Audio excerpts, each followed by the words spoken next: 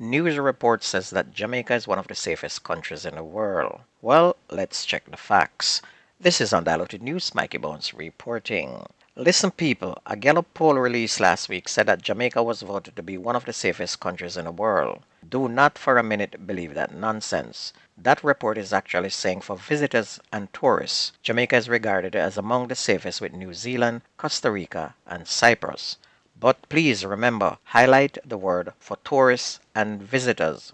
New Zealand, that they are comparing Jamaica to, have less than 100 murders for the whole year. Costa Rica has about 611 in 2022, but due to their population, they have only 11 murders per 100,000. Cyprus have 16 murders for the whole year, so who are they trying to fool? The truth is, Jamaica is one of the most violent countries on earth and was ranked in the top 10 last year. In 2022, there were approximately 52.9 homicides per 100,000 inhabitants in the island nation. This was the highest homicide rate in Latin America and the Caribbean last year.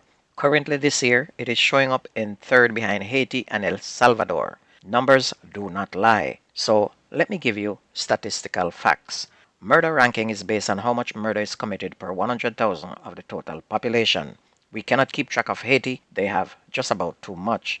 But El Salvador is showing 52.02 murders per 100,000 for 2023, while Jamaica is showing 43.85 per 100,000, making Jamaica the third most murderous country this year.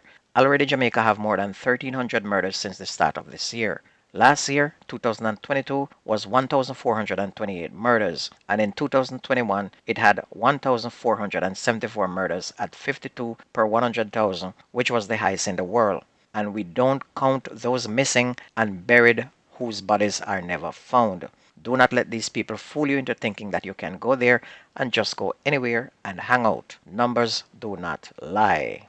Well, finally, members of the U.S. House of Representatives have voted 311 to 114 to remove the alleged criminal New York Republican George Santos. The vote was sparked after Santos was charged with multiple crimes causing colleagues to declare him unfit to serve.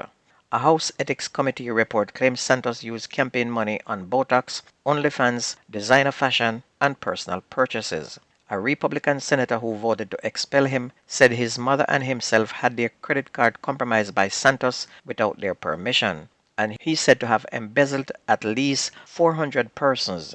Did I use too nice a word? Okay, let's say rip off. A two-thirds majority was needed to expel any member from the U.S. House, and Santos had already survived two previous expulsion votes. That party have at least another 50 others they need to expel before they can be considered a decent party again.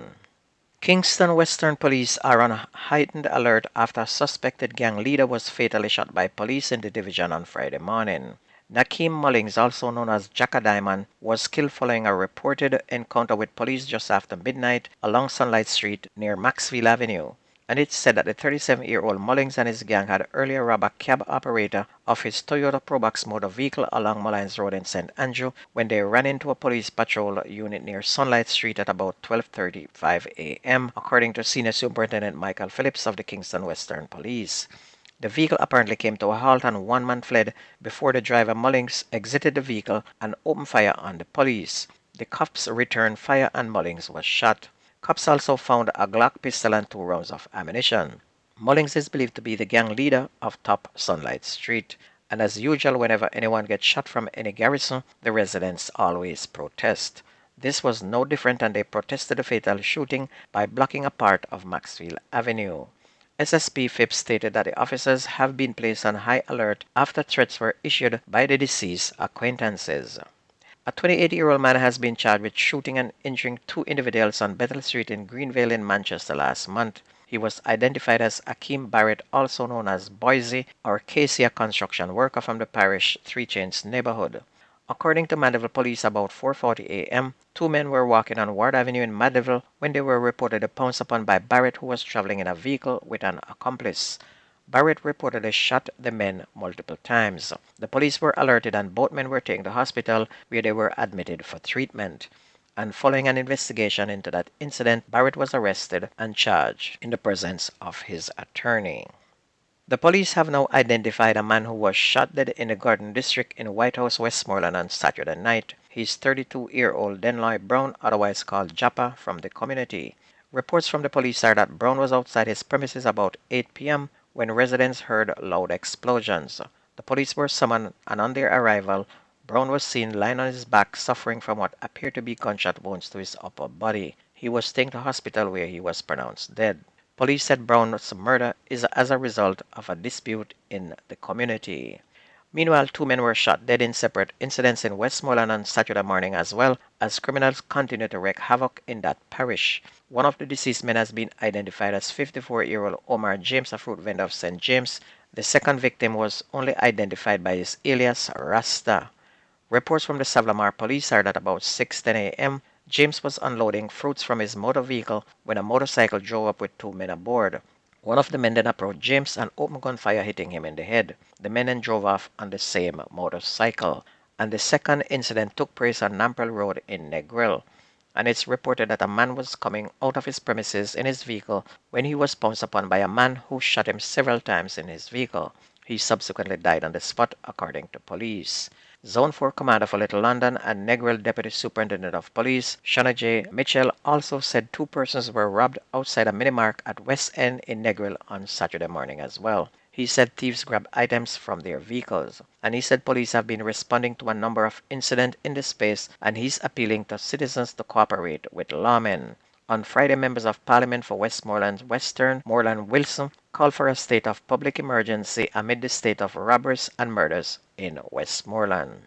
On to sports, Glenmore High gained their first lead on the Champions Cup with an exciting 3-2 win over Clarendon College team that ended with 10 men at the National Stadium on Saturday. Goals by Jason White in the 27th minute, Kyle Gordon in the 53rd, and Orrin Watts in the 82nd propelled Glenmore High to their first title of the season and a whopping $750,000 winning prize.